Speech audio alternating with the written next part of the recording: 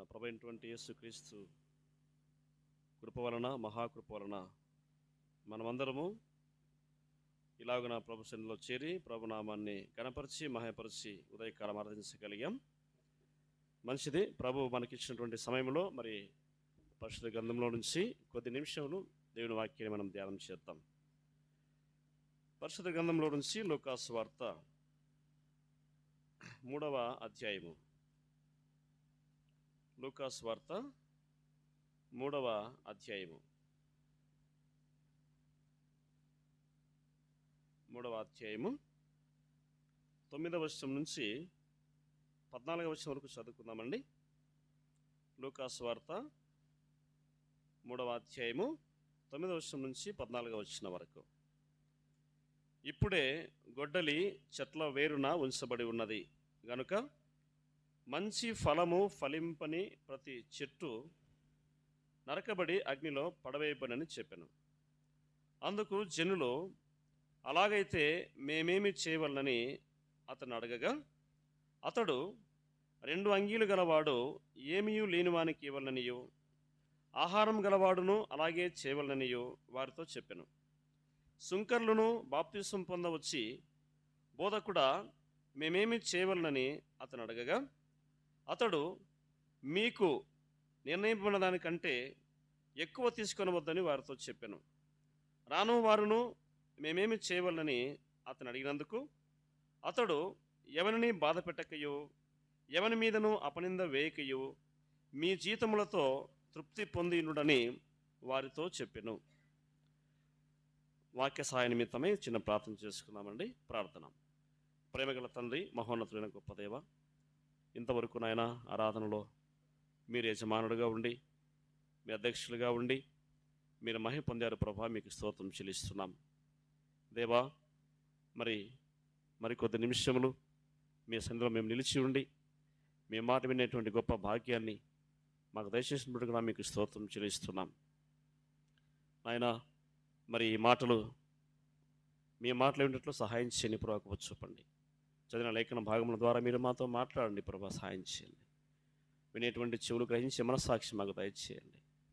నిలబడిన నేను నిష్ప్రయోజకుడిని, బలహీనుడను, దుమ్ము దూలు వంచి వాడను నాయన.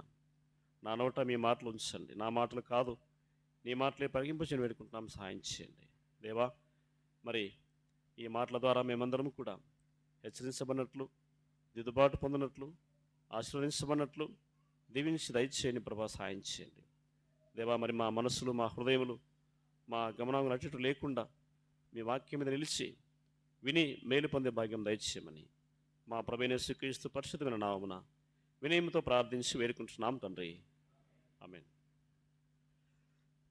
ప్రభునందు ప్రియమైనటువంటి దేవుని బిడ్డలారా, లూకాసు వార్త 3వ అధ్యాయము మనము 9వ వచనం నుంచి 14వ వచనం వరకు చదివినటువంటి ఈ సందర్భం ఏమిటి అని మనం చూస్తే, ఈ మాటలు ఎవరు చెప్తున్నారు? ఈ మాటలు యోహాను చెప్తూ ఉన్నాడు. గమనించండి. ఇదే 3వ అధ్యాయంలోనే 2వ వచనం చూడండి. 2వ వచనం, అన్నయు కయపయు ప్రధాన యాజకుడుగాను ఉన్న కాలమున అరణ్యములో జకర్యా కుమారుడైన యోహాను వద్దకు దేవుని వాక్యము వచ్చెను. ఓకే, ఇప్పుడు ఈ మాటలు ఎవరు చెప్తున్నారంటే యోహాను చెప్తూ ఉన్నాడు. ఈ యోహాను ఈ మాటలు చెప్తూ ఉన్నప్పుడు అక్కడికి బాప్తిసం పొందడానికి చాలామంది వచ్చారు. చూడండి 7వ వచనం, అతడు తన చేత బాప్తిసం పొందవచ్చిన జన సమూహమును చూచి. బాప్తిసం పొందడానికి జన సమూహం వచ్చారు. ద క్రౌడ్ ఆఫ్ పీపుల్, జన సమూహము వచ్చారు బాప్తిసం పొందడానికి. అయితే మనం చదువుకున్నటువంటి ఈ 9వ వచనం నుంచి 14వ వచనం వరకు చదివినటువంటి భాగాన్ని మనం గమనిస్తే, బాప్తిసం తీసుకోవడానికి జన సమూహం అంతా వచ్చారు. దేనికోసం వచ్చారు చెప్పండి? బాప్తిసం తీసుకోవడానికి.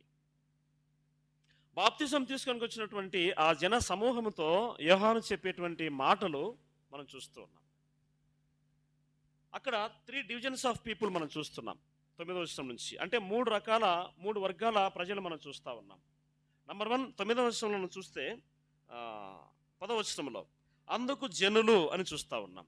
అందుకు ఇది మొదటి వర్గానికి చెందినటువంటి ప్రజలు. ఆ జన సమూహం అంతటికి ఇది వర్తిస్తుంది. యాక్చువల్గా జన సమూహం అంతటికి వర్తిస్తుంది. అయితే అక్కడ అందుకు జనులు అంటే they are common type of people అని చెప్పుకోవచ్చు, సాధారణ ప్రజలని చెప్పుకోవచ్చు. జన సమూహంలో అన్ని రకాల ప్రజలు ఉన్నారు. వాళ్ళలో సామాన్య ప్రజలు అనేటువంటి ప్రశ్న మనం చూస్తే ఏమంటున్నారు, వాళ్ళు ఏమడుగుతున్నారు యోహాన్ అంటే, అలాగైతే మేమేమి చేయవలను అని అంటూ ఉన్నారు. అలాగైతే మేమేమి చేయవలను. ఎందుకు ఈ ప్రశ్న వేస్తున్నారంటే, పైన 8వ వచనంలో యోహాను ఒక మాట అన్నాడు చూడండి. 8వ వచనంలో మారు మనసుకు తగిన ఫలములు ఫలించండి అన్నాడు. మారు మనసుకు తగిన ఫలములు ఫలించండి అని యోహాను బోధిస్తూ ఉన్నాడు. బాప్తిసం పొందడానికి మీరందరూ వచ్చారు, బాగానే ఉంది. అయితే బాప్తిసం పొందిన తర్వాత మీరు మారు మనసుకు తగిన ఫలాలు ఫలించకపోతే మీరు బాప్తిసం పొందినా కూడా వ్యర్థమే అనేటువంటి భావనతో యోహాను బోధిస్తూ ఉన్నాడు. బాప్తిసం పొందడానికి ఇందాక మనం ప్రకటన విన్నాం, డిసెంబర్లో బాప్తిస్మాలు ఉంటాయని చెప్పేసానని కదా.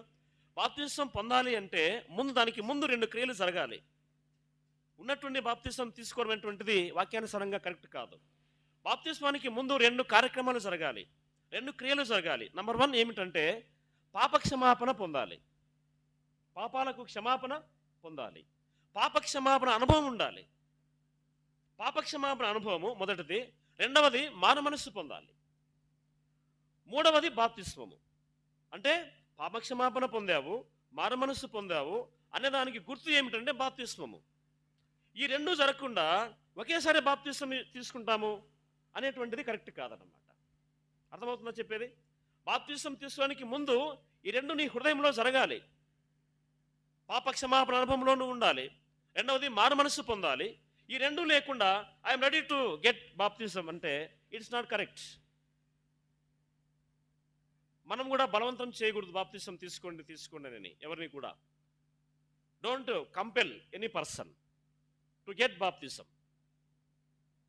బాప్తిజం తీసుకోవడానికి అతని హృదయంలో 2 క్రియలు జరిగితేనే మూడవది it's a symbol of repentance అన్నమాట. బాప్తిజం అనేటువంటిది ఒక గుర్తు. ఏమని? ఇతడు పాపక్షమాపణ పొందాడు, మారు మనసు పొందాడు అనే దానికి గుర్తు. ఆ 2 క్రియలు జరగకోకుండా డైరెక్ట్గా బాప్తిసం తీసుకుంటే అది కరెక్ట్ కాదు. అందుకే యోహాను చెప్తా ఉన్నాడు, మీరు బాప్తిసం ఇమ్మని అడుగుతా ఉన్నారు, బాగానే ఉంది. సర్ప సంతానమా అని సంబోధిస్తూ ఉన్నాడు. ఎవరు? యోహాను. సర్ప సంతానమా, మీరు బాప్తిసం పొందాలని వస్తూ ఉన్నారు, బాగానే ఉంది. అయితే మీరు మారు మనసు తగిన ఫలములు ఫలిస్తారా? మీలో మారు మనసు జరిగిందా? పాపక్షమాపణ అనుభవం మీకు ఉందా? ఇవి లేకుండా మీరు బాప్తిసం తీసుకోవడానికి వస్తూ ఉన్నారు.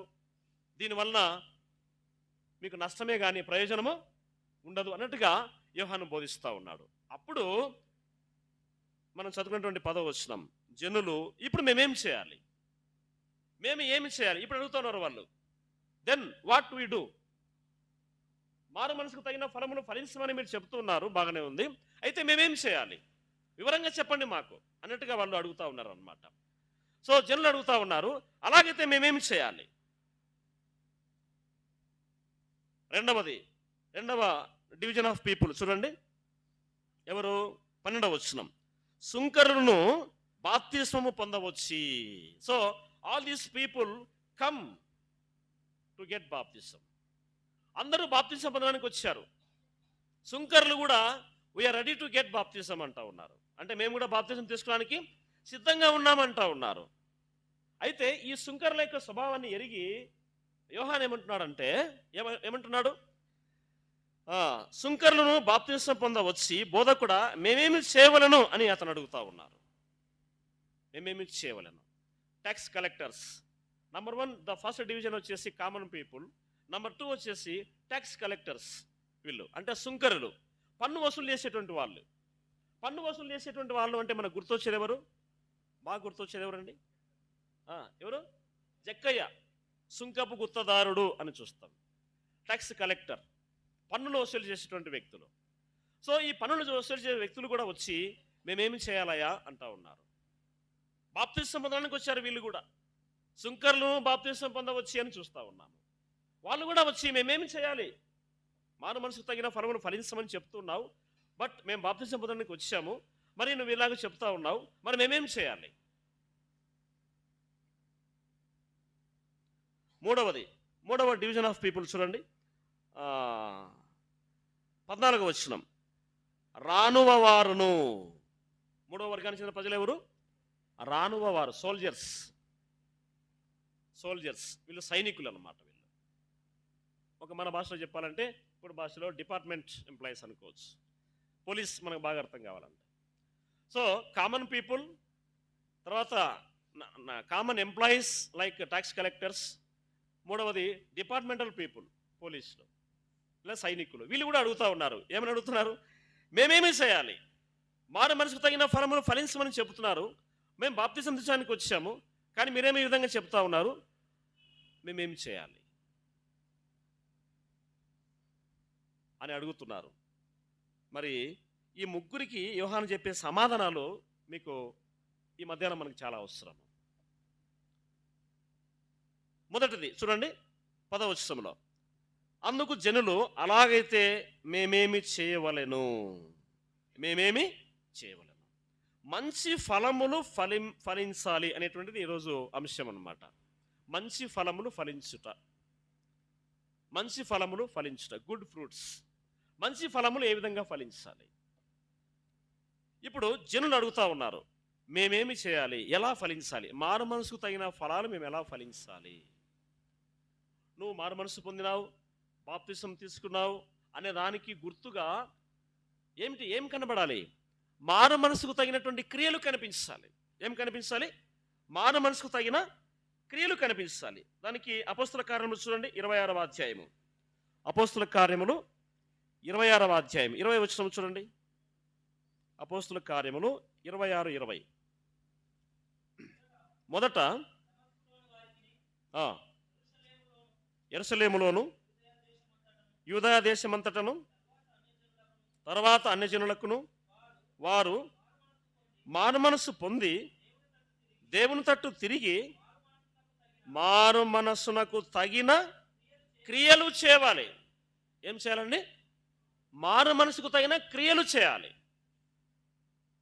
నువ్వు మారు మనసు పొందావు, బాప్తిసం తీసుకున్నావు, దేవుని బిడ్డగా మార్చబడ్డావు అనే దానికి గుర్తు ఏమి కనబడాలి? నీ క్రియలు కనబడాలి. అందుకే బైబిల్లో ఒక మాట రాయబడింది, క్రియలు లేని విశ్వాసము మృతము అని రాయబడింది. క్రియలు లేని విశ్వాసం మృతము. మనం క్రియలు లేకుండా నేను విశ్వాసిని అంటే కాదు. నేను ఇన్నేళ్ళైంది బాప్తిసం తీసుకునంటే కాదు.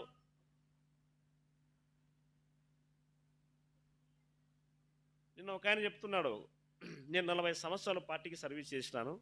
వేరే అంశం ఇది. 40 సంవత్సరాలు పార్టీకి సేవ చేశాను, నన్ను గుర్తించకున్నారే అంటున్నాడు ఆయన. ఒక ఆయన అంటే అవతల వ్యక్తి చెప్పే సమాధానం ఏంటంటే, నువ్వు 40 సంవత్సరాల పార్టీకి సర్వీస్ చేసినా కానీ కూడా నీకు గుర్తింపు రాలేదు అంటే మరి దానికి మేమేమి చేయాలి? నీ క్రియలు సరిగా లేవు అని అర్థం అని చెప్తున్నాడు అన్నమాట. నువ్వు పని చేసావు 40 సంవత్సరాల పార్టీకి అంటున్నావు, కానీ నీ క్రియలు పార్టీకి అనుకూలంగా లేవు అన్నట్టుగా అర్థం కదా. అందుకే నీకు పదవి రాలేదు. మనం కూడా బాప్తిసం తీసుకుని 40 ఏళ్ళు కావచ్చు, 30 ఏళ్ళు కావచ్చు, 20 ఏళ్ళు కావచ్చు, కానీ నీ క్రియలు సరిగా లేకపోతే నీ విశ్వాసము వ్యర్థమే. క్రియలు లేని విశ్వాసము మృతము. మారు మనసుకు తగిన క్రియలు మనము చేయగలిగి ఉండాలి. అందుకే మారు మనసుకు తగిన ఫలములు మనము ఫలించగలిగి ఉండాలి. చూడండి, మన చదవండి ఒకసారి 20 వచనం, 26-20 అపోస్తుల కార్యములు. మొదట ఫస్ట్ మారు మనసు పొందిన తర్వాత, దేవుని బిడ్డగా మార్చబడిన తర్వాత నీ క్రియలు, నీ యొక్క సాక్ష్యము ఎక్కడెక్కడ ఎలా ఉండాలని చూస్తూ ఉన్నాం. చూడండి, మొదట దమస్కులోని వారికిని, యెరూషలేములోను యూదయ దేశమంతటను, తర్వాత అన్యజనులకును. చాలు. మొదట దమస్కులోను. ముందు నువ్వు ఏ ఊర్లో ఉన్నావో ఆ ఊర్లో నీకు సాక్ష్యం ఉండాలి. నువ్వు ఎక్కడ పని చేస్తున్నావో నీకు అక్కడ సాక్ష్యం ఉండాలి. ఎక్కడ చదువుతున్నావో అక్కడ సాక్ష్యం ఉండాలి. అక్కడ సాక్ష్యం లేనప్పుడు రెండవది ఏమిటి? రెండవది యెరూషలేములో. యెరూషలేం అంటే సంఘం అనుకోండి. యెరూషలేం అంటే సంఘము. నువ్వు ఉన్న ఊరిలో, నువ్వు చదివే చోట, నువ్వు ఉద్యోగం చేసే చోట నీకు సాక్ష్యం లేకపోతే నీకు సంఘంలో ఏం సాక్ష్యం ఉంటుంది? సాక్ష్యం మొట్టమొదట నువ్వు నువ్వు పనిచేసే చోట ఉండాలి. ఆదివారం ఒకటే నువ్వు మందిరంలో గడిపేది, అంతేనా? ఇంకో కొంత ఎక్కువ వస్తే సవాస గుడికలకి వస్తావు, మంగళవారం బేస్తవారం ఒక గంట సేపు, అంతేనా? మహా అంటే టోటల్గా ఒక 5 గంటల మందిరంలో గడుపుతావు వారానికి, లెక్కేసుకుంటే, ఆదివారంతో సహా లెక్కేస్తే. ఇక మిగిలిన టైం అంతా కూడా మనము ఎక్కడుంటాము? లోకంలో ఉంటాం. లోకంలో ఉన్నప్పుడు మన యొక్క సాక్ష్యం ఏ విధంగా ఉంది? మారు మనసు పొందావు అనేటువంటి దానికి తగిన విధంగా నీ క్రియలు ఉన్నాయా? రెండవది సంఘము. యెరూషలేము అంటే సంఘము. సంఘంలో నీకు సాక్ష్యం ఉండాలి. పని చేసే చోట, మనము చదువుకునే చోట, మనం ఉండే చోట మనకు సాక్ష్యం లేకపోతే సంఘంలో మనకు సాక్ష్యం ఏ విధంగా ఉంటుంది? సో ఒక విశ్వాస యొక్క సాక్ష్యము మొదట మనం ఉండే చోట ఉండాలి, రెండవది సంఘంలో ఉండాలి, మూడవది చూడండి యూదయ దేశమంతటా. తర్వాత నువ్వు ఉండేటువంటి దేశము అంటే ఇక్కడ మనం ఉండే పట్టణం కావచ్చు. సో మన సాక్ష్యము 4 దిశలా విస్తరించాలన్నమాట. మారు మనసుకు తగిన ఫలాలు ఫలించడం అంటే ఏమిటంటే, మారు మనసుకు తగినటువంటి క్రియలు ద్వారా మన విశ్వాసం అనేక మందికి తెలియజేయబడుతుంది. 4వది చూడండి, అన్యజనులు, ఇంకా లోకంలో ఉండేటువంటి వారికి. Number 1 place of working, place of studying, place of residing. Number 2 సంఘము. నంబర్ 3 మనం ఉండేటువంటి ఊరు, పట్టణము. నంబర్ 4 ఏమిటంటే అన్యజనుల మధ్య, దేవుని నమ్మని వారి మధ్య మన సాక్ష్యం ఎలా ఉంది? దేవుని నమ్మని వారి మధ్య మన సాక్ష్యం ఎలా ఉంది? మారు మనసుకు తగినటువంటి ఫలాలు మనలో ఉన్నాయా? మారు మనసుకు తగినటువంటి క్రియలు మనలో ఉన్నాయా? వీళ్ళు నిజంగా దేవుని నమ్ముకున్న వాళ్ళు, నిజంగా వీళ్ళు విశ్వాసులు అనేటువంటి సాక్ష్యము అన్యజనులు మన గురించి ఇస్తున్నారా? అన్య జనాంగం మన గురించి సాక్ష్యం ఇస్తా ఉన్నారా? ఇటువంటి సాక్ష్యం లేకుండా చదవండి. వారు మారు మనస్సు పొంది దేవుని తట్టు తిరిగి మారు మనసుకు తగిన క్రియలు చేయడం. మారు మనసుకు తగినటువంటి క్రియలు చేస్తే వీళ్ళందరి ద్వారా మనము అంటే చదివే చోట, ఉద్యోగం చేసే చోట, సంఘములో, బయట, అన్యజనుల మధ్య మన యొక్క విశ్వాసము ప్రకటించబడుతుంది. మన విశ్వాసం ప్రకటించబడుతుంది. బలా నమ్మకమైనటువంటి మంచి దాసుడా, బలా నమ్మకమైన మంచి దాసురాలా అనేటువంటి సాక్ష్యం మనము దేవుని ద్వారా పొందుతామన్నమాట. ఇవేమీ మీరు చేయాలని మనసులో నిర్ణయం తీసుకోకుండా, పాపక్షమాపణ పొందకుండా, మారు మనస్సు పొందకుండా బాప్తిసం తీసుకోవాలని వస్తున్నారే సుంకర్లారా,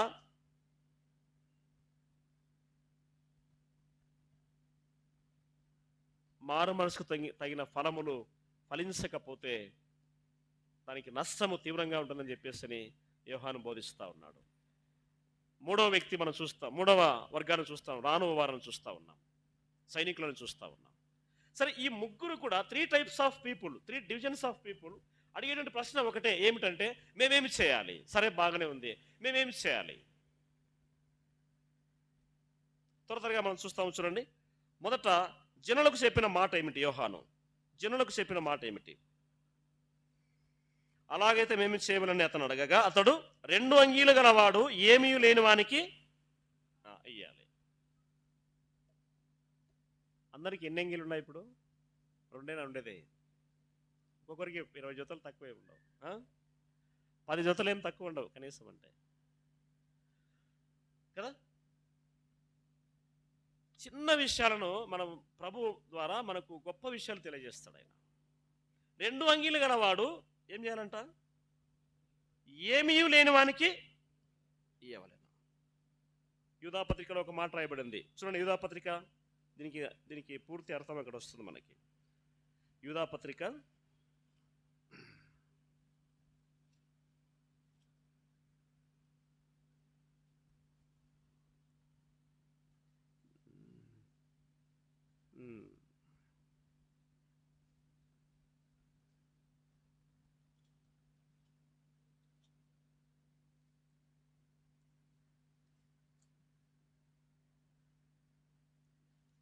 క్షమించిన దానికంటే ముందుగా 1 యోహాను పత్రిక 17వ 3వ అధ్యాయం 17వ వచనం.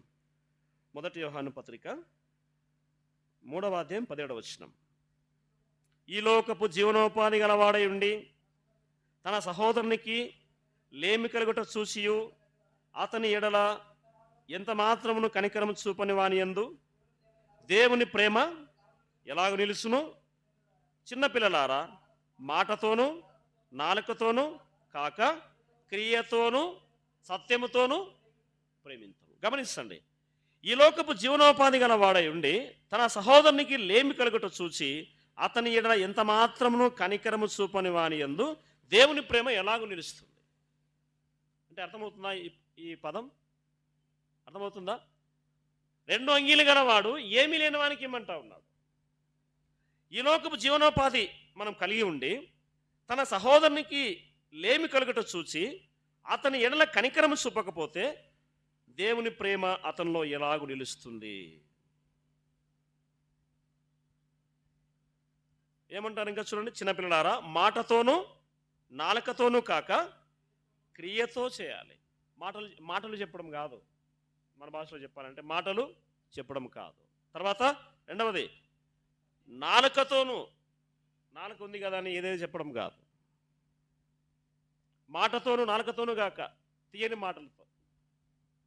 చలి పెడుతుందంటే నీ దగ్గర వస్త్రం ఉందంటే వస్త్రం వేయాలి, కానీ అక్కడికి వెళ్ళి చలి కాసుకుపోని చెప్పకూడదు. క్రియ, విశ్వాసులు క్రియ చూపించాలి. మాటతో నాలుకతో తేనె పూసిన మాటలతో మాట్లాడడం కాదు, కానీ క్రియ రూపకమైన విశ్వాసం చూపించాలి. క్రియతోనూ సత్యముతోనూ ప్రేమించము, ఇందువలన మనము సత్య సంబంధులమని ఎరుగుదుము. ఇందువలన అంటే అర్థం ఏమిటి? క్రియలు చూపిస్తే మనము ఇబ్బందులు ఉన్నవానికి, కష్టాలు ఉన్నవానికి మనము క్రియరూపకంగా మనం ప్రేమ చూపిస్తే మనము సత్య సంబంధులమని అందుమూలంగా మనము ఎంచబడతామని చూస్తా ఉన్నాం. 2 అంగీల దగ్గర ఉంటే నీ ఎదురుగా వస్త్రం లేని వాడు కనబడితే వానికి ఒక అంగీ ఇవ్వాలి, ఒక వస్త్రం వానికి ఇవ్వాలి అనేటువంటిది యోహాను బోధిస్తూ ఉన్నాడు. ఇక్కడ అంగీ అనేది విషయం కాదు, కానీ వస్త్రం అనేది విషయం కాదు, కానీ ఏదైనా నీకు చేతనైన సహాయము చేయగలిగిన సహాయము నువ్వు చేయగలిగితే, ఈ లోకపు జీవనోపాధి నీకు ఉంది, ఈ లోకంలో నువ్వు ఏదో చేస్తూ ఉన్నావు, జీవనోపాధి నీకు ఉంది, పని చేస్తున్నావు, ఉద్యోగం చేస్తున్నావు, ఇంకోటి చేస్తూ ఉన్నావు. అయితే లేమిలో ఉండేటువంటి నీ సహోదరుని చూసి నువ్వేం చేయాలి? సహాయం చేయాలి. ఏం చేయాలి? సహాయం చేయాలి. అది క్రియారూపకమైనటువంటి విశ్వాసం. మాటలతో నాలుకతో కాకుండా క్రియారూపకంగా ప్రేమిస్తాం. ఏ విధంగా ప్రేమ చూపిస్తున్నామంటే అర్థం ఏమిటి? క్రియారూపకంగా ప్రేమించాలి, క్రియ చూపిస్తూ ప్రేమించాలి. తర్వాత వివరించడానికి ఎక్కువ సమయం లేదు, కానీ చూడండి, రెండవది, ఆహారము గలవాడును అలాగే చేయవలెను. ఒకటి వస్త్రము, రెండవది ఆహారం. రోటీ కపడా ఔర్ మకాన్ అంటుంటాం. రోటీ కపడా ఔర్ మకాన్, తిండి, బట్ట, ఇల్లు లేదా నివాసం. ప్రతి మనిషికి ఈ 3 చాలా అవసరం. తిండి ఉండాలి, బట్ట ఉండాలి, ఇల్లు ఉండాలి. ఇప్పుడు ఈ 2 విషయాలు చెప్తున్నాడు ఇక్కడ యోహాను. ఒకటి, బట్టలు లేని వానికి బట్టలు వేయండి, మీ దగ్గర 2 ఉంటే ఒకటి 2 ఇమ్మని చెప్పలే. అర్థమవుతుందా? ప్రభు కూడా ఈ మాట చెప్పాడు, 2 ఉంటే నీకు ఒకటి. రెండవది, ఆహారము గలవాడు కూడా అలాగే చేయాలి. నీ దగ్గర బిర్యానీ తినడానికి డబ్బులు ఉన్నాయా? అవతలోనికి ఆకలి అవుతుంది, కనీసం టీ దానికి కూడా డబ్బులు లేవు. అప్పుడు ఏం చేయాలి? నీకు తెలియదు, నిన్ను అడిగితే ఇవ్వచ్చు. సహాయం చేయడం నీ చేతనైతే దాన్ని పొందగలిగిన వానికి చేయకుండా వెనుక తీయవద్దు అని సామెతలో ఉంది. నిన్న విజయవాడలో టీ తాగుతుంటే టీ స్టాల్ దగ్గర చాలామంది టీ తాగుతూ ఉన్నారు. అందరూ టీ తాగుతున్నారు, బిస్కెట్ తింటున్నారు, కేక్ తింటున్నారు, ఖర్చు పెడుతున్నారు సుమారుగా. ఒక ముసలామె చాలాసేపు నుంచి నిలబడింది అక్కడ, చాలాసేపు నుంచి నిలబడింది. చూస్తున్నా, గమనిస్తున్నా. ఆమె అందరిని అడుగుతా ఊకే, నోరు కూడా రావడం లేదు మాటలు ఆమెకి. ఇట్లా చేయి తాపుతుంది. అందరూ ఆమెకి వెళ్ళి చూస్తూనే ఉన్నారు, కానీ కనీసం ఆమె ఏమ్మా టీ తాగుతావా, ఏదో తింటావా అని అడిగేవాళ్ళు వేలు వేలు ఖర్చు పెడుతున్నారు, వందలు ఖర్చు పెడుతున్నారు. ఆ ముసలామె కళ్ళ కనపడడం లేదా?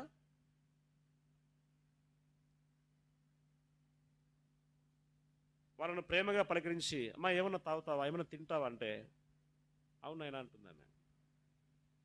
చెప్పడం కాదు కానీ అప్పుడే ఆమెకు ఒక కేక్ బన్ను తినిపించేసి టీ ఇచ్చేసి వచ్చేసినాం. అంటే ఎందుకు చెప్తున్నా అంటే ఈ విషయాన్ని మనం చూస్తుంటాం. విశ్వాసము మనం క్రియలు చూపించాలి. ఇతరులకు, అన్యజనులకు, దేవుని పిల్లలకు తేడా ఎమ్మడే కనపడుతుంది. అలా మనం చూపించలేకపోతే మనం వేస్ట్, మన విశ్వాసము వేస్ట్, మనం ఎంత బోధించినా వేస్ట్. అందుకే పౌలు 1 కొరింథీ పత్రిక 13వ అధ్యాయంలో అంటాడు కదా, ప్రేమ లేని వాడినైతే నేను వ్యర్థుడను అంటాడు. కొండలు పెకలించి విశ్వాసం నాకున్నా, బండలు కరిగించు బోధ చేయగలిగిన ప్రేమ లేకపోతే నేను వ్యర్థుడను. భాషలు మాట్లాడిన, వాటి అర్థం చెప్పగలిగిన, ఎంత చేసినా కూడా ప్రేమ చూపించలేకపోతే నీ విశ్వాసము వ్యర్థము, మృతము. క్రియలు లేని విశ్వాసము మృతము. ప్రియమైనటువంటి వాళ్ళరా, ఇక్కడ యోహాను 2 సింపుల్ విషయాలు చెప్తా ఉన్నాడు. నీకు 2 అంగీలు ఉన్నాయా? ఒక అంగీ లేని వానికి ఇవ్వు. ఆకలి అవుతుంది, భోజనం పెట్టమని అడుగుతున్నాడా? నువ్వు తింటున్నావు, బాగానే తింటున్నావు, కానీ ఏమీ లేకుండా ఉండేవాళ్ళు కూడా, తినడానికి లేకుండా వాళ్ళు కూడా ఉన్నారు. ఆహారం లేని వానికి ఆహారం ఇవ్వండి. ఇవి చేయకుండా నేను విశ్వాసిని అంటే కుదరదు. ఇవి చేయకుండా నేను దేవుని బిడ్డనంటే కుదరదు. ప్రజలతో చెప్తున్నాడు యోహాను, బట్టలు లేని వానికి బట్టలు ఇవ్వండి, ఆహారం లేని వానికి ఆహారం ఇవ్వండి, మారు మనసుకు తగినటువంటి క్రియలు చేయండి అయ్యా. బాప్తిస్మీ అని వస్తున్నారే మీరు? బాప్తిస్మ పొందడం ముఖ్యం కాదు. బాప్తిస్మానికి తగిన క్రియలు, మారు మనసుకు తగిన క్రియలు మీరు ఫలించాలి. మరి ఫలించకపోతే మీరు వ్యర్థము అని యోహాను బోధిస్తూ ఉన్నాడు. రెండవదిగా చూడండి, సెకండ్ డివిజన్ ఆఫ్ పీపుల్ ఎవరు? వీళ్ళు సుంకరులు. సుంకర్లు అంటే ట్యాక్స్ కలెక్టర్స్. వీళ్ళు పన్నులు వసూలు చేసే వాళ్ళు. సుంకర్లు కూడా మేము బాప్తిసం తీసుకుంటామని వస్తున్నారు ముందుకు. పన్ను వసూలు చేసేటువంటి వాళ్ళు. ఇంటి పన్ను, ప్రతి దానికి పన్నే ఉంది ఇప్పుడు కదా, ప్రతి దానికి పన్నే. ఇంటి పన్ను, నీటి పన్ను, ఆస్తి పన్ను, ప్రతి దానికి పొలం పన్ను, అన్నిటికీ పన్నులే ఉన్నాయి. లాస్ట్కు భూమి మీద వచ్చే కాలంలో ఏమవుతుందంటే, నువ్వు భూమి మీద నివసిస్తున్నావు కదా, నీకు కూడా ట్యాక్సే, మనిషి కూడా ట్యాక్స్ వస్తుంది. ఇంకా అన్నిటికీ ట్యాక్సే, ప్రతి దానికి. ఈ ట్యాక్స్ వల్లనే గవర్నమెంట్ నడుస్తూ ఉన్నాయి, అది వేరే విషయం. వీళ్ళు ట్యాక్స్ ఎలా వేసేవాళ్ళు? ఇప్పుడంటే కంప్యూటరైజ్డ్ వచ్చినాయి, డిజిటల్ ట్యాక్స్ పేయింగ్ వచ్చింది. అప్పుడు డిజిటల్ ట్యాక్స్ పేయింగ్ లేదు కదా, మామూలుగా వసూలు చేసేవాళ్ళే. తాతలు పెన్తో రాసుకునేవాళ్ళు. 500 పన్ను అయితే 1000 రూపాయలు రాసి 500 చీటే మనకి ఇచ్చేదనమాట. అంటే అఫీషియల్గా 500 రాస్తారు, తీసుకునేది ఎక్కువ తీసుకుంటారు. అందుకే అంటున్నాడు, నేను చెప్పడం కాదు, ఇక్కడ చూడండి, మేమేమి చేయాలయా అని అడుగుతుంటే అప్పుడు యోహాను అంటా ఉన్నాడు, మీకు నిర్ణయింపబడిన దానికంటే ఎక్కువ తీసుకో. అంటే తీసుకున్నట్టు అర్థం, అంతేనా కదా? సో నిర్ణయింపబడిన దానికంటే ఎక్కువ తీసుకోవద్దు మీరు అంటే అర్థం ఏంటి? ఇంతవరకు మీరు ఎక్కువ తీసుకుంటున్నారయ్యా ట్యాక్స్, ప్రజల దగ్గర నుంచి ఎక్కువ పన్ను వసూలు చేస్తూ ఉన్నారు, కాబట్టి మీరు ఎంత తీసుకోవాలనో అంతే తీసుకోండి. ఎంత ట్యాక్స్ అఫీషియల్గా తీసుకోవాలనో అంతే తీసుకోండి. అలా చేయకుండా ఊరికే బాప్తిసం తీసుకుంటామని వస్తున్నారు మీరు. మేము కూడా బాప్తిసం తీసుకుంటామని వస్తున్నారు. మారు మనసుకు తగిన క్రియ, నువ్వు మారు మనసు పొందినావు అనుకో, బాప్తిసం తీసుకున్నావు అనుకో, ట్యాక్స్ నువ్వు ఎక్కువ కలెక్ట్ చేయకూడదు. అలా చేస్తావా? కమ్ టు బాప్తిజం. అర్థమవుతుందా? సో సుంకర్లు కూడా మాకు కూడా బాప్తిసం అని అడుగుతూ ఉంటే, బోధకుడా మేమేమి చేయాలంటే మీకు నిర్ణయింపడిన దానికంటే ఎక్కువ తీసుకోవద్దు. దానికి అడిషనల్ ట్యాక్స్ అంటాం. Additional tax. ఇప్పుడు జిఎస్టీ వచ్చింది. మళ్ళీ ఏమొచ్చింది? హోటల్లో తిండి ఇవ్వనప్పుడు జిఎస్టీ పడుతుంది. నువ్వు 500 బిర్యానీ తింటే దానికి మళ్ళీ జిఎస్టీ, ఆఎస్టీ, ఈఎస్టీ అన్నీ కలిపి లాస్ట్కు మనల్ని ఇంత అయింది బిల్లు అంటే, ఇంత అయిందా బిల్లు? నిన్న హోటల్లో తిండికి వెళ్తే మామూలు సార్ స్పెషల్ బిర్యానీ సార్ ఈ హోటల్లో బాగుంటుంది నేను గుంటూరులో స్పెషల్ బిర్యానీ సార్ ఇది చాలా బాగుంటుంది ఒకసారి తిని చూడు సార్ అన్నాడు. నేను ఎంత ఉంటుందిలే 250 ఉంటుంది అనుకున్నా. బిర్యానీ కన్నా బాగానే ఉందా తెచ్చి నాకు తింటే సగం బిర్యానీ తినలే నేను. ఏం టేస్ట్ లేదు. లాస్ట్కి బిల్లు చూస్తే ఎంత వచ్చింది తెలిసిన? 530 రూపాయలు వచ్చింది. మనం ఏమనాలా? అంటే ఏం ఇంత వచ్చిందంటే అన్ని ట్యాక్స్ కూడా యాడ్ అయింది సార్, జిఎస్టీ కూడా యాడ్ అయింది సార్ అన్నాడు. బిర్యానీ టేస్టే లేదు, మళ్ళీ దీనికి జిఎస్టీ. అదనపు సుంకం, అడిషనల్ ట్యాక్స్, అన్యాయమైనటువంటి వసూళ్ళు అంటాం. సో మీరు నిర్ణయం పొందడానికంటే ఎక్కువగా మీరు తీసుకోవద్దు అని యోహాను వాళ్ళకు బోధిస్తూ ఉన్నాడు. తర్వాత 3వ చూడండి, థర్డ్ డివిజన్ ఆఫ్ పీపుల్ చూడండి. రానువ వారు 14వ వచనం, రానువ వారును మేమేమి చేయవలని అతన్ని అడిగినందుకు అతడు చూడండి 3వ డివిజన్ ఆఫ్ పీపుల్ ఎవరు? సైనికులు. రానువారంటే ఎవరమ్మా? సైనికులు. పోలీసులు అనుకున్నా మన భాషలో చెప్పాలంటే. పోలీస్ స్టేషన్కి పోతే పోలీసులు ఊరికి ఉంటారా? పోయిన వెంటనే దబాయిస్తారు. అది ఇది అట్లా దబాయిస్తేనే ఏమి ఇస్తారు వాళ్ళకి?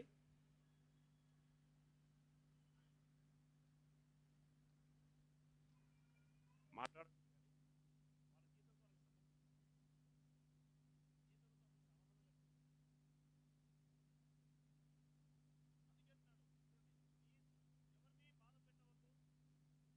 ఎవరిని బాధ పెట్టకయు ఎవరి మీదను అపనింద వేయకయు మీ జీతములతో తృప్తి. సో ఎంత క్లియర్గా చెప్తున్నాడు యోహాను చూడండి. అంటే జరిగే విషయాలు చెప్పాడు, జరగని చెప్పడు ఆయన, జరిగే విషయాలు చెప్తా ఉన్నాడు. మీ జీతాలతో మీరు తృప్తి పొంది ఉండండి అయ్యా. వచ్చిన బాధ పెట్టడము, కొట్టడము, తిట్టడము, అన్యాయంగా మాట్లాడము, నిందలు వేయడము, ఒప్పుకో అనే బలవంతం చేయడము కదా, అట్లా చేస్తే కానీ మనకేమి రావు, వచ్చేవి రావన్నమాట.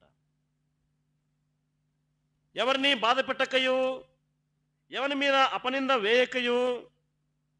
మేము చెప్పినట్టు రాయి, జరిగింది ఒకటి, రాసేది ఒకటి. ఇలా చేస్తే మీరు మారు మనసుకు తగిన ఫలాలు ఎలా ఫలిస్తారు? మీరు మారు మనసుకు తగిన ఫలములు ఎలా ఫలిస్తారు? మీరు కూడా బాప్తిసం తీసుకుంటామని వస్తూ ఉన్నారు రాను వారు, కరెక్టే. మీరు ఇవన్నీ చేయగలరా? చేయగలరా? పోలీసుల్లో చాలా తక్కువ మంది. దేవుడి వల్ల మనకు సంతోషంగా డేవిడ్ అన్నాడు, లక్ష్మీనగర్ సంఘంలో ఒక ఉన్నాడు ఒక ఆయన పోలీస్ ఆయన. సో చాలా తక్కువ మంది డిపార్ట్మెంట్ వాళ్ళు మరి ఇటువంటి విశ్వాసిక లక్షణాలు చూపించడం చాలా అరుదు అన్నమాట.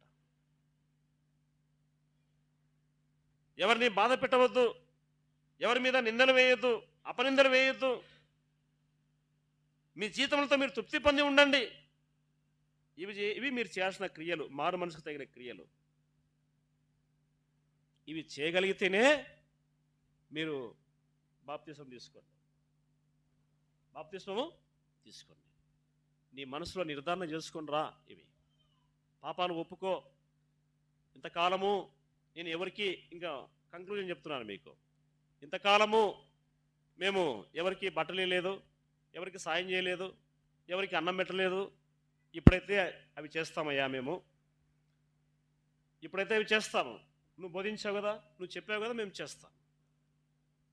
తర్వాత నిర్ణయం పడడానికంటే ఎక్కువ తీసుకోవద్దు. ఇంతకుముందు తీసుకుంటున్నాం మేము, ఇప్పుడు తీసుకోము. ఎంత ట్యాక్స్ ఉంటే అంతే ట్యాక్స్ తీసుకుంటాము. రాను వారు ఇప్పుడు నుంచి ఇంతవరకు అందరినీ బాధ పెట్టినాము, కొట్టాము, తిట్టాము, నిందలు వేసాము, అనవసరంగా డబ్బులు తీసుకున్నాం వాళ్ళ దగ్గర. ఇప్పుడైతే అవన్నీ చెయ్యము. ఈ నిర్ణయాలు మీరు తీసుకొని కొంతకాలం మీరు ఆచరించి మారు మనస్సు పొంది అప్పుడు బాప్తిసానికి రండి. అప్పుడు బాప్తిస్మానికి రండి. ఇవేమీ కాకుండా మేము కూడా బాప్తీసం తీసుకుంటామని వస్తే, సర్ప సంతానమా, రాబో ఒకరితో తప్పించుకున్నటకు మీకు బుద్ధి చెప్పిన వాడు ఎవడు? లోకంలో ఇటువంటి బోధలు కూడా ఉన్నాయి. బాప్తీసం తీసుకుంటే చాలు పరలోకానికి పోతామని. తప్పుడు బోధలు. బాప్తీసం తీసుకుంటే కాదు, నువ్వు దానికి తగిన ఫలాలు నువ్వు ఫలించకపోతే, చూడండి వాక్యం ధరనే చూస్తాము. ఇందాక మనం చదువుకున్న 9వ వచనంలో, ఇప్పుడే గొడ్డలి చెట్ల వేరున ఉంచబడి ఉన్నది, మంచి ఫలము ఫలింపని ప్రతి చెట్టును నరకబడి అగ్నిలో పడవేయబడి. గమనించండి, మారు మనస్సు పొందిన తర్వాత మారు మనసుకు తగిన ఫలాలు ఫలించకపోతే, మారు మనసు పొందిన తర్వాత, బాప్తిసం పొందిన తర్వాత మారు మనసు తగిన ఫలాలను ఫలించకపోతే ఏం చేస్తాడంట ఆయన? ఫలింపని ప్రతి చెట్టును నరకబడి అగ్నిలో వేయబడు. మరి ఈ ప్రశ్న మనం వేసుకుందాం. వాళ్ళు అడుగుతున్నారు, ప్రజలు అడుగుతున్నారు, మేమేమి చేయాలయ్యా? సుంకలు అడుగుతున్నారు, మేమేమి చేయాలయ్యా? రానువారు అడుగుతున్నారు, మేమేమి చేయాలయ్యా అని. ఇప్పుడు మనం అడుగుదాం దేవుణ్ణి, మేమేం చేయాలి? మారు మనసు పొందాం, మనము బాప్తిజం తీసుకున్నాము, మారు మనసు తన క్రియలు మేమేం చేయాలయ్యా, ఏం చేయాలి అని అడుగుదాం దేవుణ్ణి. అడిగితే దేవుడు ఏం చెప్తాడు మనకి? చూడండి యెషయా గ్రంథము, చూడండి యెషయా గ్రంథము 58వ అధ్యాయము. మనం ఏం చేయాలి? యెషయా గ్రంథము 58వ అధ్యాయము 7వ వచనము 8వ వచనము చదవండి. నీ ఆహారము, ఇందాక చెప్పుకున్నాం మనం, మన ఆహారం ఎవరికి ఇవ్వాలంటమ్మా? ఆకలి ఉన్న వారికి ఇవ్వాలి. ఆకలి ఉన్న వారికి అన్నం పెట్టాలి.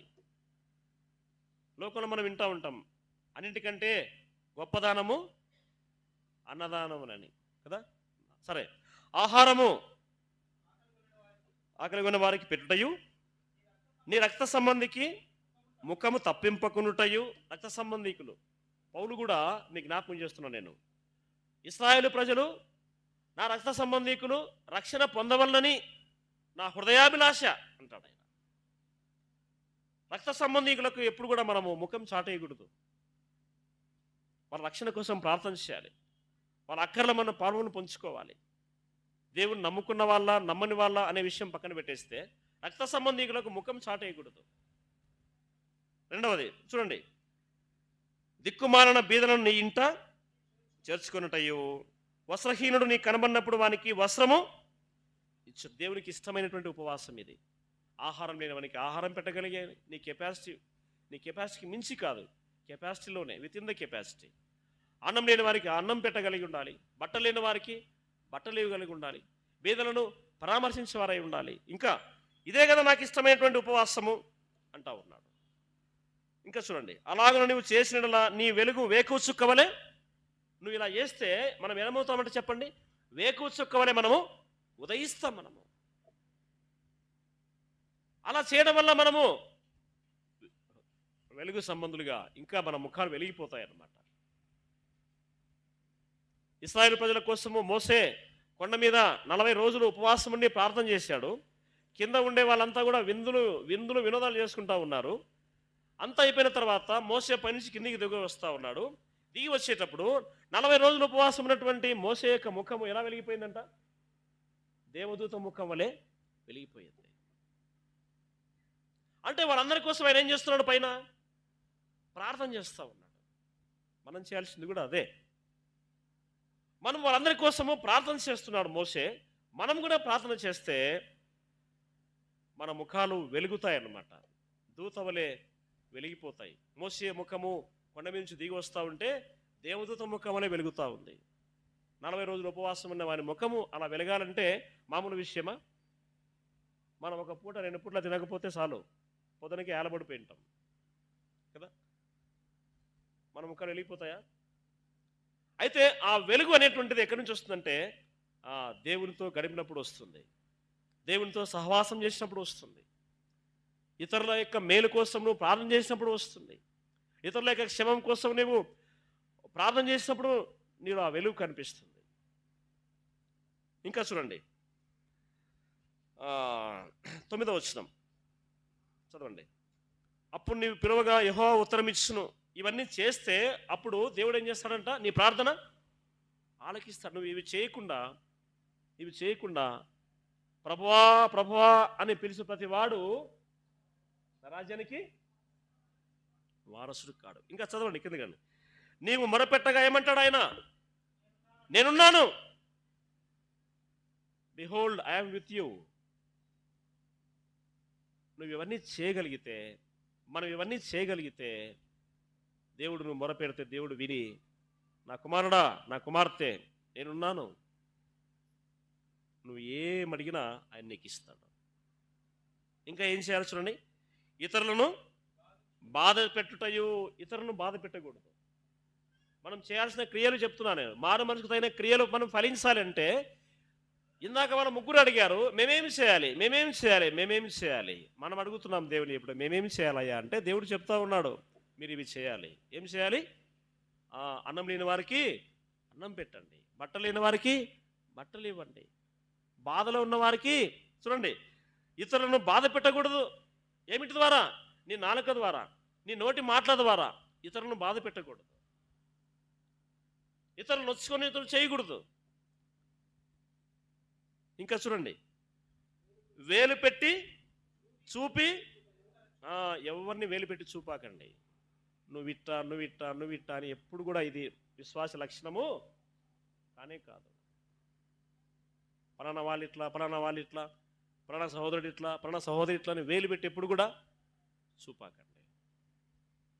యేసు ప్రభు దగ్గరికి వ్యభిచారం చేత పట్టబడిన స్త్రీ వచ్చినప్పుడు యేసు ప్రభు రాళ్లతో తరుముతూ అందరూ వస్తూ ఉన్నారు ఆమె కొట్టడానికి. ప్రభు దగ్గరికి ఆమె వచ్చింది. అప్పుడు ప్రభు వాళ్ళందరినీ చూసి ఒక మాట అన్నాడు, మీలో ఆమె తప్పు చేసింది, పాపం చేసింది, కాబట్టి ఆమె శిక్షకు అర్హురాలే, అయితే బాగానే ఉంది. అయితే నేను ఒకటి చెప్తా ఉన్నాను, ఏమిటంటే మీలో ఎవరు పాపం చేయలేదో ఆమె మీద ఏమేయండి? రాయేయండి. మీలో ఎవరు పాపం చేయలేదో వాళ్ళు మొదట రాయేయండి. అంటే అందరూ రాళ్ళు ఎక్కడ వేశారు? రాళ్ళు కింద పడేశారు. ఎవ్వరు నిన్ను వేలిపెట్టి చూపాలని అవసరం లే. నీ మనస్సాక్షి నీకు జడ్జిమెంట్. అంతే కదా? మనస్సాక్షి మించిన జడ్జిమెంట్ లేదు. అందరూ కూడా ఆ మాట అన్న వెంటనే రాళ్ళ కింద పడేశారు. వాళ్ళ మనస్సాక్షి గద్దిస్తూ ఉంది. నువ్వేం సస్వరవే అన్నట్టుగా కదా. రాళ్ళ కింద పడేశారు.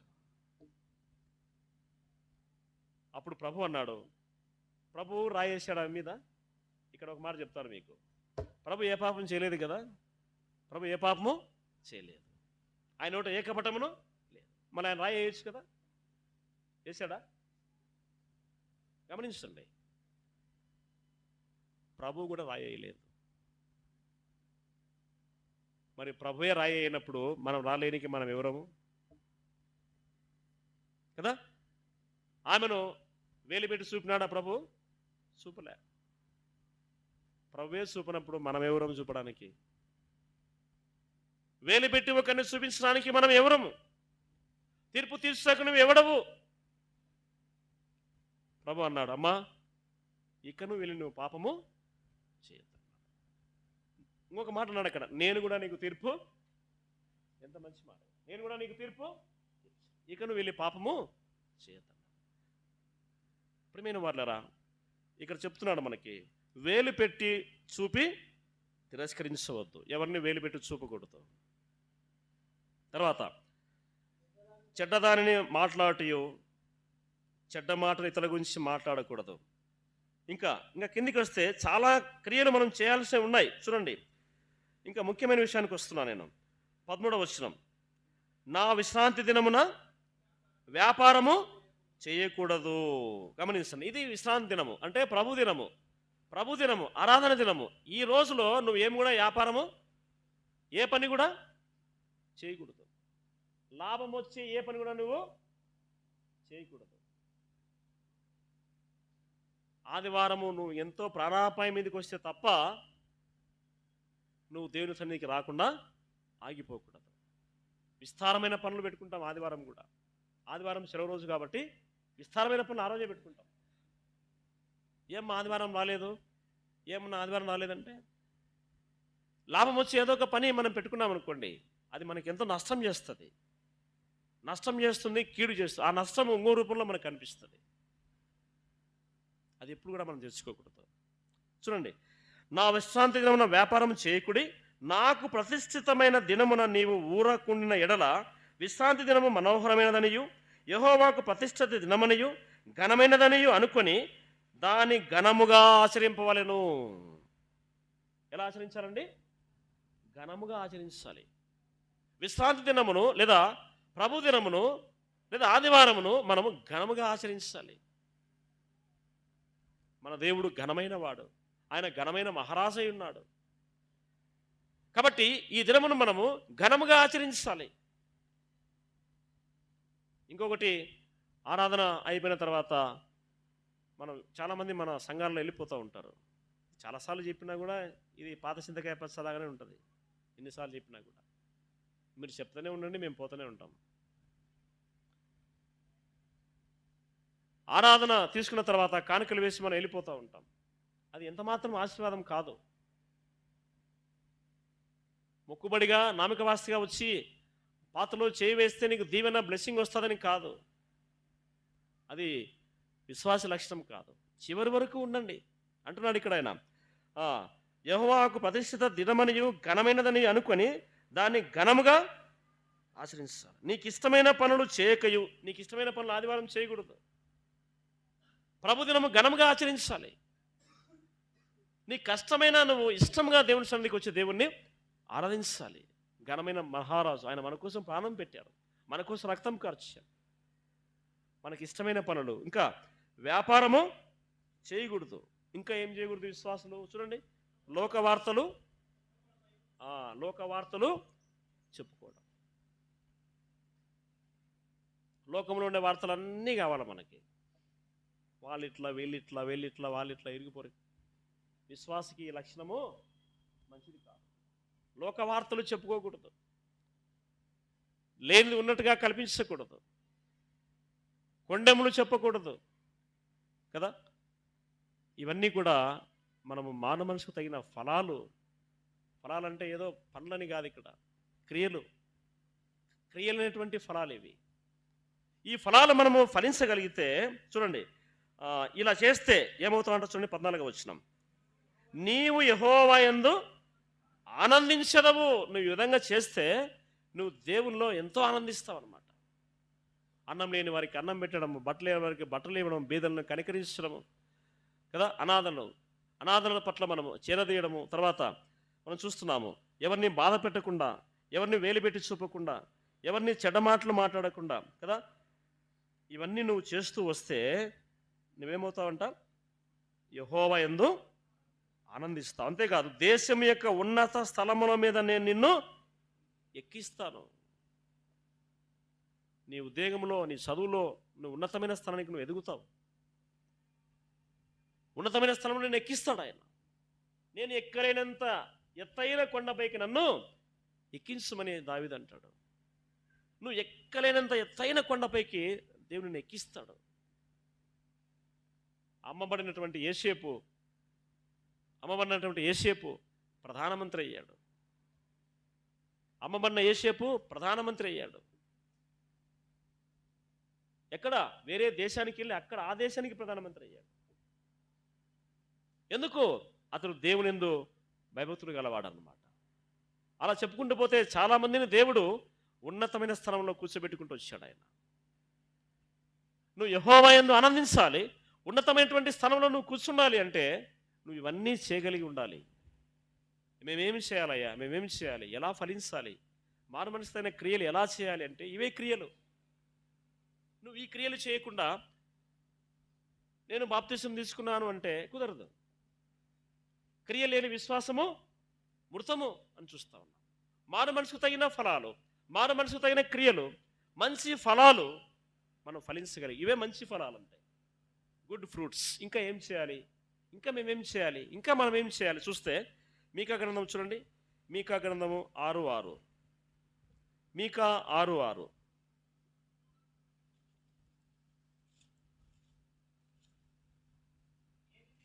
ఏమి తీసుకొని వచ్చి నేను యెహోవాను దర్శింతును, ఏమి తీసుకొని వచ్చి మహోన్నతుల దేవుని సన్ని నమస్కారము దానికంటే ముందు ఏం చదువుతామంటే 8వ వచనం చదువు. 8వ వచనం, మనుష్యుడా ఏది ఉత్తమమో అది నీకు తెలియజేయబడి ఉన్నది.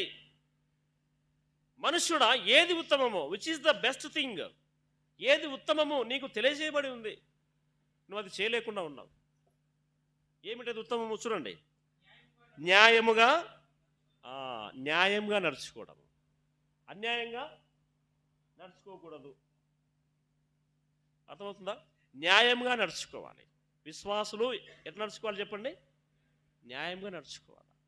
మన దేవుడు న్యాయాధిపతి, he is the judge, supreme judge. ఆయన సర్వలోక న్యాయాధిపతి, సర్వలోకానికి న్యాయాధిపతి ఆయన. నిన్న ఒక వీడియో రిలీజ్ చేశారు అమెరికా కాబోయే అధ్యక్షుడు ట్రంప్ గారు ఒక వీడియో రిలీజ్ చేశాడు. ఆయన పెద్ద సభ ఏర్పాటు చేసి ఆ సభలో అందరికి కూడా you are the supreme, you are the boss అని అందరూ అంటూ ఉంటే ఆయన ఒక మాట అన్నాడు, I'm not boss, I'm not supreme, Jesus Christ is the boss అన్నాడు. ఆమేన్. నేను కాదు బాస్, నన్ను అందరూ బాస్ అంటున్నారు, నేను అందరికీ అగ్ర దేశ నేత అంటున్నారు, but I'm not supreme. My lord Jesus is the supreme, he is the boss అన్నాడు ఆయన. ఆయన లేనిది నేను లేను అన్నాడు ఆయన. ఆయన లేనిది ఎంత గొప్ప సాక్ష్యం అండి! ఇంత ఓపెన్గా ఒక దేశ అధ్యక్షుడు చెప్పగలిగినటువంటి అధ్యక్షుడు ఇంతవరకు ఎవరు కూడా లేరు. యేసు ప్రభుని గురించి ఆయన ఏ మీటింగ్లోకి వెళ్ళినా చెప్తున్నాడు. ఆయన ఎక్కడికి వెళ్ళినా కానీ కూడా ఇట్స్ వెరీ వండర్ అన్నమాట. ఆయన లేకుండా నేను లేను, ఐఎమ్ జీరో అని మాట్లాడుతున్నాడు ఆయన. ఒక అమెరికా అధ్యక్షుడే ఆ మాట మాట్లాడుతున్నాడు ఆయన. అమెరికా దేశం అంటే ప్రపంచానికే తండ్రి లాంటి దేశం అది. ఆయన అంటూ ఉన్నాడు, నేను బాస్ కాదండి, నేను సుప్రీం కాదండి, ఆయనే బాస్. అన్యాయంగా మనం నడుచుకోకూడదు, న్యాయంగా నడుచుకోవాలి. రెండవది కనికరము చూపగోరుటయో అని నా బైబిల్లో ఉంది. కనికరమును ప్రేమించడం. ఓకే, కనికరము చూపడము,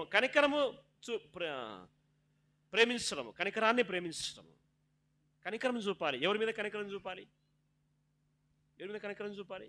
బీదల పట్ల, అనాథల పట్ల, తల్లిదండ్రులు లేని వారి పట్ల, ఆహారం లేని వారి పట్ల, వస్త్రాలు లేని వారి పట్ల, ఆశ్రయం లేని వారి పట్ల. రాత్రి పోలీసు బస్టాండ్లో ఒక అతను ముసలాయన రోజు ఆడేపడుకుంటాడంట. బస్టాండ్లో ఆడేపడుకుంటాడు, అన్నే తింటాడు, అన్నే ఉంటాడు. వారం నుంచి చూస్తున్నాను నేను, పోలీసు అంటున్నారు ఇట్లా, వారం నుంచి చూస్తున్నా, ఇక్కడే ఉంటున్నావు నువ్వు, ఇన్నే తింటున్నావు, ఇన్నే పడుకుంటున్నావు, నేను మళ్ళా వస్తా రౌండ్కి, మళ్ళీ కనపడినావా స్టేషన్లో తీసుకుపోతా అంటున్నాడు. వాళ్ళకి ఎక్కడుంటారండి వాళ్ళు? ఎక్కడుంటారు వాళ్ళు? వాళ్ళకి ఇల్లు లేదు కాబట్టి ఎక్కడే ఉన్నాడు, బట్టలు లేదు కాబట్టి. సో ఇక్కడ చెప్పేది ఏమిటంటే, మనము విశ్వాసులుగా కనికరం చూపించాలి, కనికరాన్ని ప్రేమించాలి. బైబిల్ అంతటికీ మూలము ప్రభు చెప్పిన మాట, నిన్ను వలె నీ పొరుగువారిని, లవ్ దై నైబర్, నిన్ను వలె నీ పొరుగువారిని ప్రేమించాలి. నా పొరుగువాడు ఎవడయ్యా అని అడిగాడు కదా ఉపమానంలో. నా పొరుగువాడు ఎవడు? నా పొరుగువాడు ఎవడని ప్రశ్న వేస్తే ఇంటి పక్కనోడు కాదు, ఇంటి ఎదురుగు కాదు, పొరుగువాడు కాదు. ఎవరైతే నీ మీద ప్రేమ చూపిస్తారో,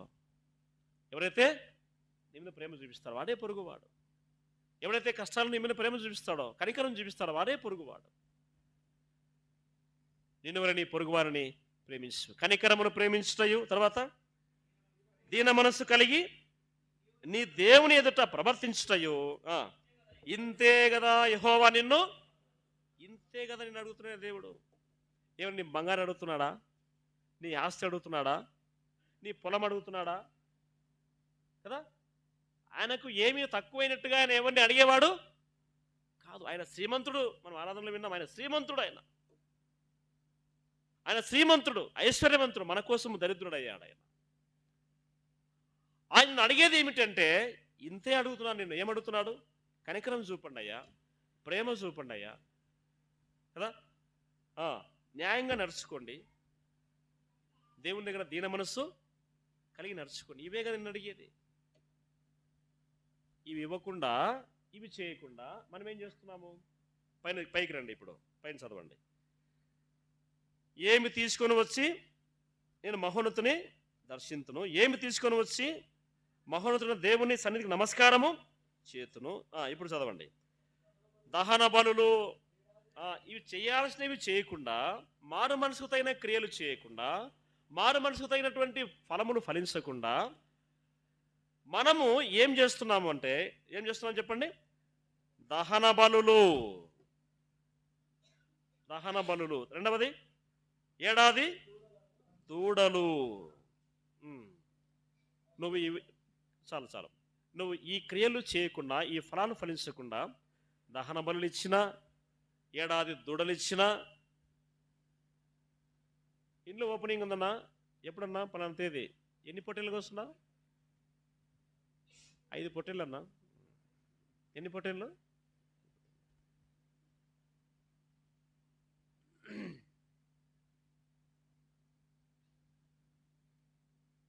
నువ్వు ఎన్ని ఇచ్చినా కానీ కూడా, దహన బలులు ఇచ్చినా, ఏడాది పొట్టేళ్ళు ఇచ్చినా, ఏడాది దూడలు ఇచ్చినా, ఇంకా వేల కొలది పొట్టే. ఎన్ని పొట్టేళ్ళు? 1 కాదు, 2 కాదు, ఎన్ని పొట్టేళ్ళు? ఎన్ని పొట్టేళ్ళు కొడితే అంత ఘనత అనమాట. ఎన్ని పొట్టేళ్ళు కట్ చేస్తే అంత ఘనంగా చెప్పుకుంటారు అనమాట దేవునికి. నువ్వు ఎన్ని పొట్టేళ్ళు కొట్టినా, ఇంకా వేలాది నదులంతా విస్తార తైలమును ఆయనకిచ్చిన.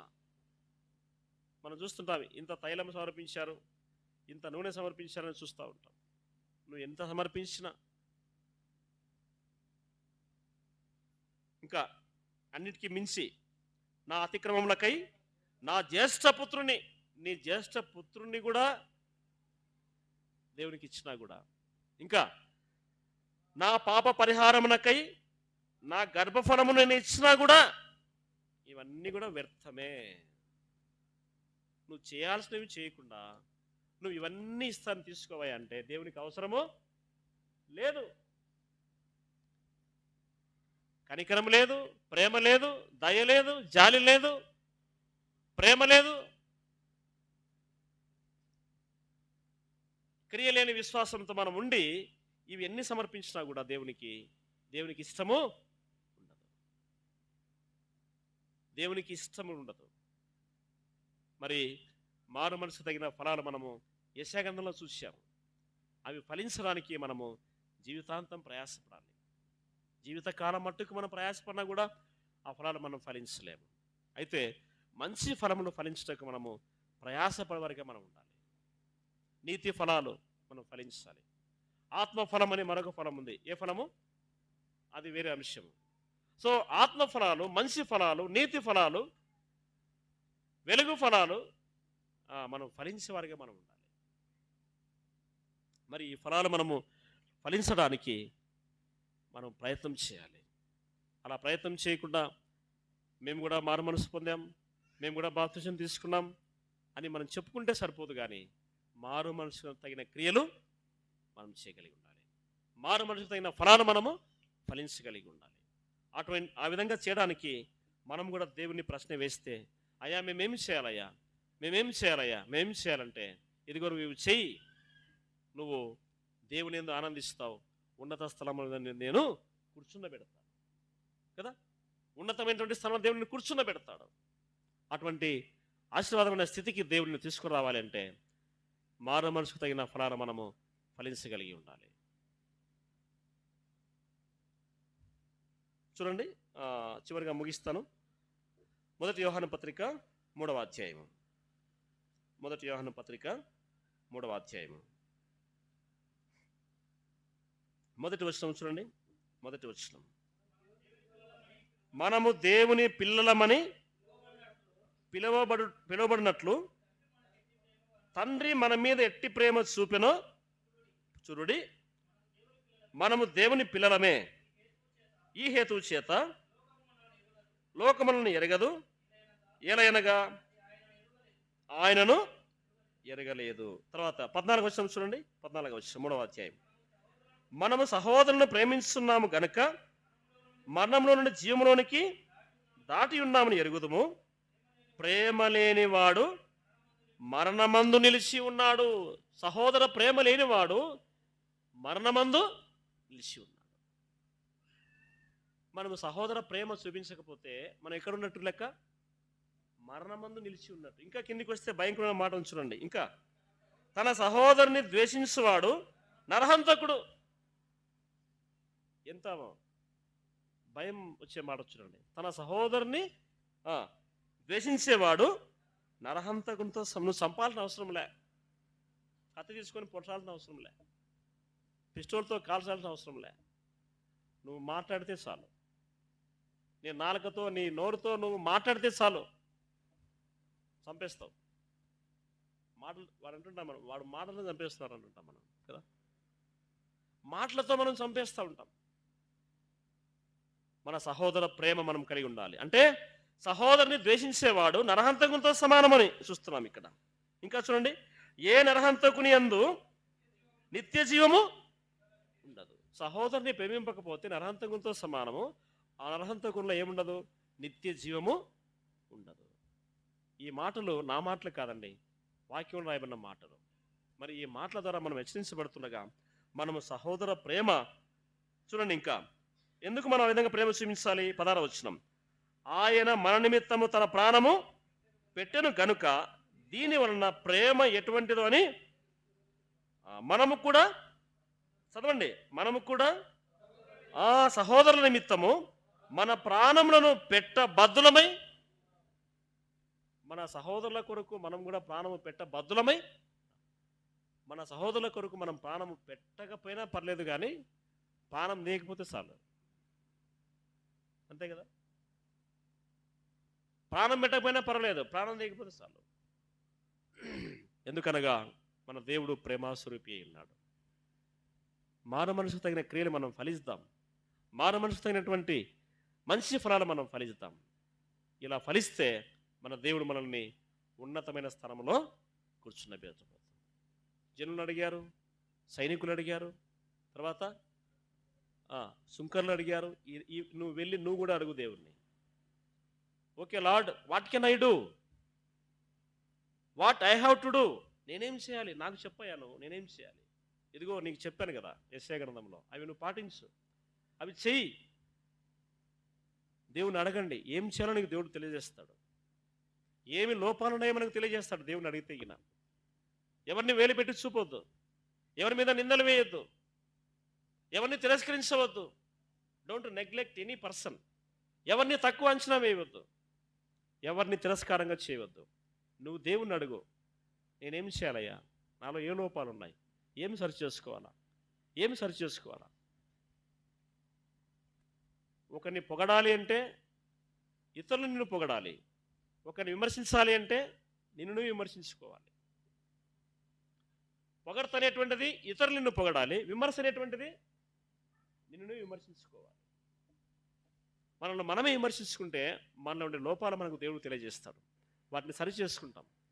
సరి చేసుకొని ప్రభువులో మనం ఆనందిస్తాం. ప్రభువులో మనం ఆనందిస్తాము. అంతేకాదు, దేవుడు ఉన్నతమైన స్థలంలో దేవుడు మనల్ని కూర్చున్నబెడతాడు. ప్రభు ఈ మాటలు మన కోసము దీవించును గాక.